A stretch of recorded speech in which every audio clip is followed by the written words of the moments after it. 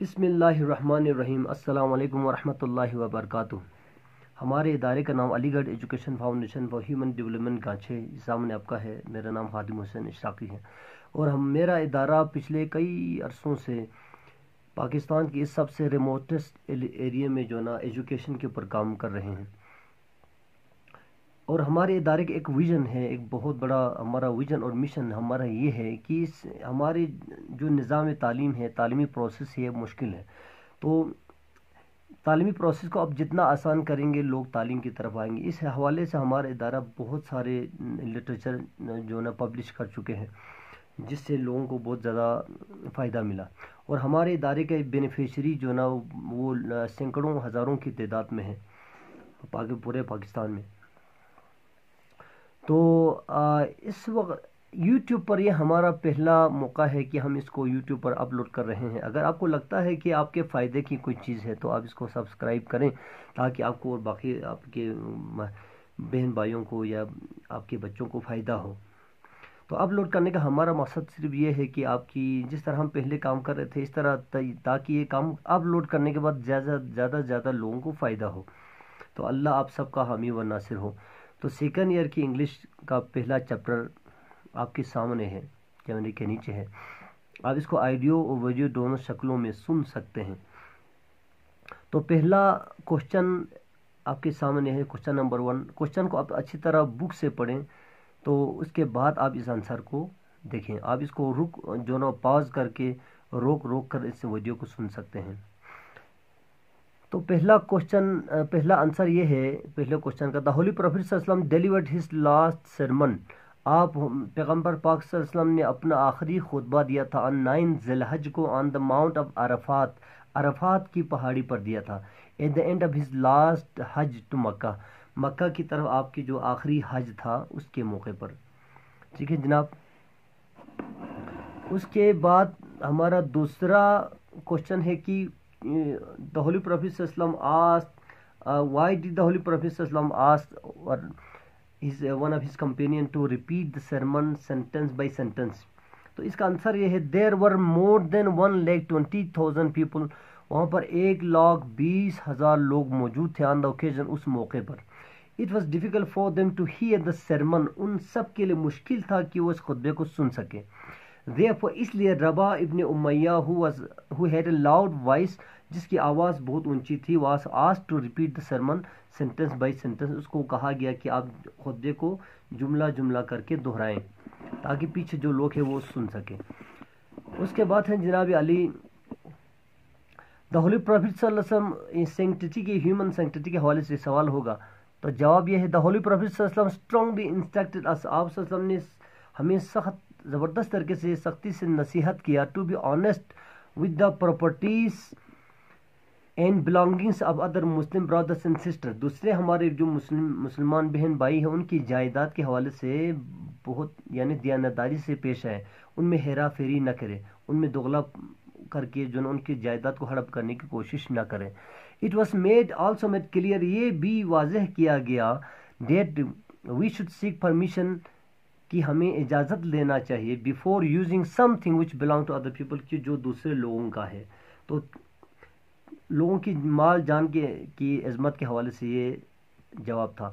اس کے بعد خواتین کے حوالے سے جو کوشچن ہے اس کا جواب یہ ہے: ریگارڈنگ وومن، دا ہولی پروفیٹ صلی اللہ علیہ وآلہ وسلم سیڈ، خواتین کے حوالے سے آپ صلی اللہ علیہ وآلہ وسلم نے فرمایا، that women are our helpers and partners, خواتین ہمارے مددگار ہیں، ہمارے پارٹنر ہیں، حصہ دار ہیں ہماری زندگی میں۔ And instructed us not only to be kind and affectionate with them, اور نہ صرف ہمیں ان کے ساتھ شفقت اور پیار سے پیش آنے کے لیے کہا، but also instructed us to feed cloth and respect them, بلکہ ہم سے کہا گیا کہ ہم ان کو کھانا کھلائیں، ٹو فیڈ کلاتھ، ان کے اچھے اچھے کپڑے پہنائیں، اینڈ ریسپیکٹ دیم، ان کی عزت کریں۔ دیکھو عزت کرنے کا بھی آپ کو زبردست طریقے سے ہدایت کی گئی۔ پھر وومن ور ٹولڈ، پھر خواتین سے کہا گیا، to be chaste and loyal to their husband, کہ وہ اپنے ہسبینڈ کے ساتھ وفادار رہیں۔ اس کے بعد ہے جناب رنگ اور نسل کے حوالے سے جو سوال آپ صلی اللہ علیہ وسلم نے کیا فرمایا: دا ہولی پروفیٹ صلی اللہ علیہ وآلہ وسلم said that all people are equal, کہ تمام بنے ہوئے انسان برابر ہیں۔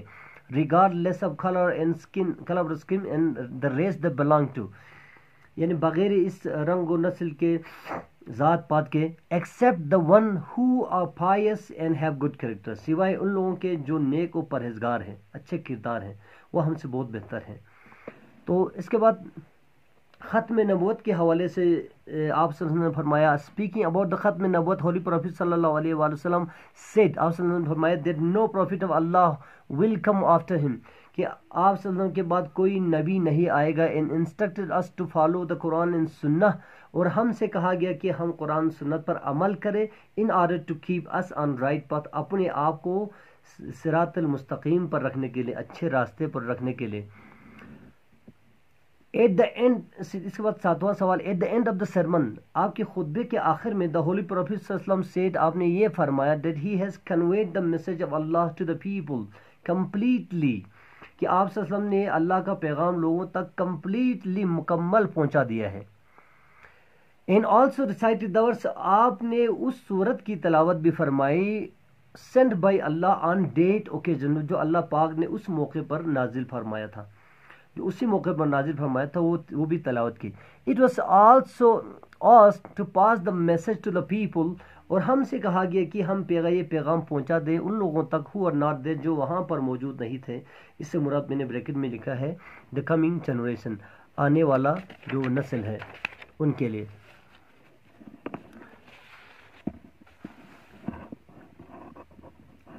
کوشچن نمبر 8 ہے دا ریویلیشن. اس کے بعد جب یہ پیغام سنا دی گئی تو آپ صلی اللہ علیہ وسلم کے کئی صحابی جو نا شاکڈ ہو گئے، ان کو صدمہ پہنچا اس تقریر سے. تو اس حوالے سے جو سوال ہے اس کا جواب یہ ہے the revelation of the words on the occasion, اسی موقع پر جو آیت کا نازل ہونا پروف یہ ثابت کرتا ہے that he has successfully conveyed the message of Allah, کہ آپ صلی اللہ علیہ وسلم نے اللہ کا پیغام مکمل طور پر ہم تک پہنچا دیا ہے، کوئی چیز باقی نہیں ہے. ہز ورڈس ریویل، آپ کی باتوں سے یہ مطلب لگ رہا تھا that he will no longer be in the world, کہ آپ اس دنیا میں مزید نہیں رہیں گے، آپ کی باتوں سے ایسا لگ رہا تھا. And the companion were shocked to hear it, اور صحابہ کو بہت زیادہ مطلب صدمہ پہنچا اس بات سے.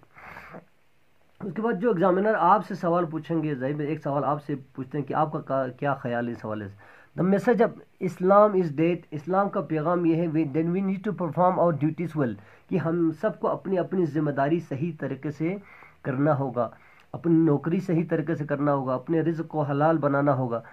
ٹیک کیئر آف دا پیپل، اور ان لوگوں کی دیکھ بھال بھی کریں inside and outside home, جو ہمارے گھروں کے اندر ہے وہ زیادہ حقدار ہے، پہلے ان کی دیکھ بھال کریں، اس کے بعد گھر سے باہر جو لوگ مستحق ہیں ان کی بھی دیکھ بھال کریں.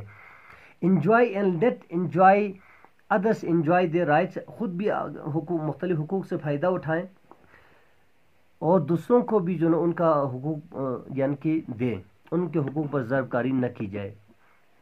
بٹ ٹوڈے، لیکن آج کیا ہے، اسلام کا پیغام تو یہ تھا، لیکن آج most of the Muslim are not following these instruction, زیادہ تر مسلم ان ہدایت پر عمل نہیں کر رہے ہیں. And they for leading life of humiliation, اس لیے وہ ذلت کی زندگی گزار رہے ہیں.